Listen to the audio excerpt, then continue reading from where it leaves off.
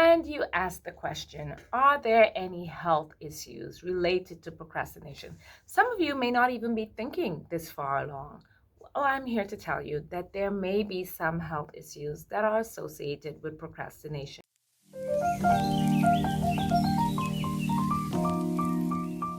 Hi, and welcome to my channel. My name is Natasha, and if this is the first time that you're joining me, I'd like to welcome you to my channel. On my channel, you can learn about self-development, woman empowerment, and a lot of lifestyle issues. If you are returning to my channel, I say welcome back. Let's get on with today's topic. So, procrastination. What is procrastination? Well, according to Wikipedia, procrastination is the action of delaying or postponing something.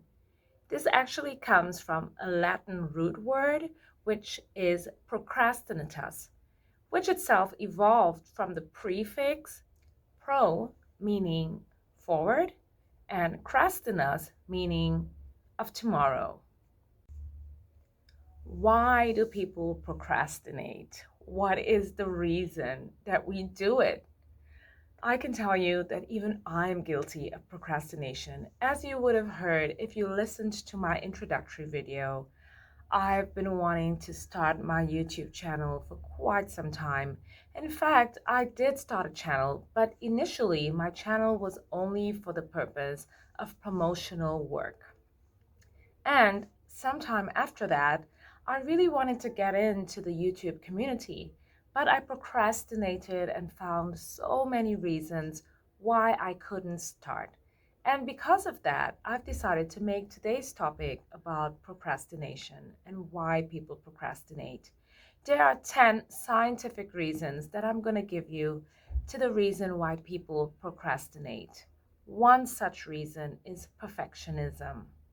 Number 2 would be feeling overwhelmed, fear of failure, ADHD, lack of motivation, sensation seeking, anxiety, and rewards that are far in the future are some of the reasons that people procrastinate. It's quite common for people to procrastinate. Some of us procrastinate without even realizing that we actually are. For example, those of you who love to wait until a deadline to get things done just because you feel that euphoric rush, that is a form of procrastination, my dear. So, here are some ways in which we can deal with it. If you stay with me all the way to the end of the video, you'll find out what is my secret for dealing with procrastination and how I go about having successful days ahead of me. So, like I said, some of you may be procrastinators and not even know it. Well, in my studies, I've been studying online, doing my research to find out what type of procrastinators there are out there. And the most common one that I've found, which actually have scientific studies to back it up, shows that there are 3 types of procrastinators. According to scientific studies, psychologists identifies 3 different types of procrastinators. One would be the thrill seekers, and those are you guys who wait until the absolute last minute to a deadline to get your project or task completed. So that would be that's particularly common amongst college students or high school students who have a 300 word essay to complete and they wait until the night before handing it in to complete it. Or those of you who like to study the night or the morning of an exam, the night before or the morning of the exam. You guys are what they call thrill seekers. You really get an adrenaline rush from having that last minute adrenaline to get things completed. That would just give me complete anxiety. The second type of procrastinators that they are avoiders. Avoiders are the type of procrastinators who just avoid doing things out of fear of failure. And it's not so much that they fear failing the task or project at hand, but they are more concerned with what people think about them. In fact, they would prefer to be judged for lack of effort than they would be for their ability to actually do or complete that task.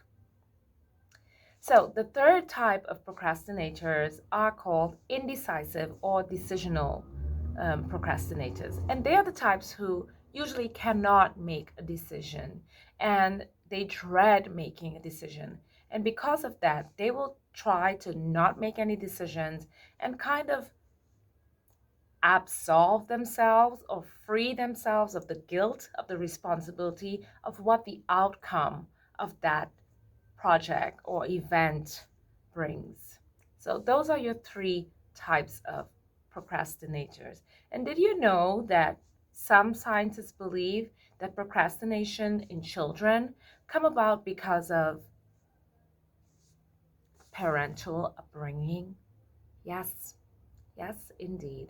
So you might want to look into that and see what are your parenting styles if your child is showing any signs of procrastination. If you're wondering what kind of health issues can or may be associated with procrastination, there's headaches, digestive issues, colds and flus, insomnia, and it has also been significantly associated with having hypertension or cardiovascular disease, according to psychological scientists in Bishop's University in Quebec. Yes, guys, it's that serious sometimes. But that's for people who suffer with chronic procrastination. And the reason for that is they even procrastinate going to the doctor if they don't feel well. So you may find that there are issues that are happening to their bodies and they delay and they delay and they delay.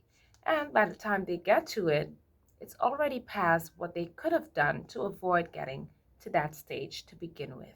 One of the things that I want you to know when dealing with procrastination and how best to deal with it, first you have to realize why you procrastinate. For example, myself, I procrastinate because I'm a perfectionist. I always want things to be perfect. I want them to be well. I also have a little bit of a fear of failure, not for everything, but for some things. And I've come to the realization that failing sometimes is okay because it gives you the opportunity to grow and develop yourself and learn from past experiences. So it's okay to fail sometimes. Take it with a pinch of salt and move on to being successful. There are so many successful people who have failed multiple times and have now come to be very, very successful. Some of those people are Walt Disney, Oprah Winfrey, and so many. So you need not worry about failure so much. The only thing you need to do is get started and take these tasks in little pieces. If it's a project that seems very big and it seems to give you anxiety and makes you feel overwhelmed, you might want to break it up into smaller sections, plan it small, do a little bit every day. So before you go to bed at night, make a to-do list for the following day. And it's best if you do this on a whiteboard. I've found that this really works for me as opposed to just writing it in my notebook or my diary. I like putting it on a whiteboard where it's very visible to me. I don't have to go into my book to see what my to-do list is or go into my phone. I put my to-do list on my phone if I'm going out to run chores, and I do write it in my diary, but I really love waking up the next morning and seeing it on my whiteboard. That way, it puts my mind into perspective the very moment I get up. I already know what my day looks like and how it's planned out, and that has helped me so much. So sometimes you just need to motivate yourself and get things done. Don't worry too much if you procrastinate every now and again. Just take small steps to correcting this fault of yours. So, I do hope that you guys enjoyed this week's topic. Look out for more next Thursday when I upload more videos for you. Natasha is my name, and thank you so much for being on my channel. Don't forget to comment, like, subscribe, and of course to hit the notification bell so that you'll be reminded every time I upload a video. I'm Natasha saying thank you for so much and ciao for now.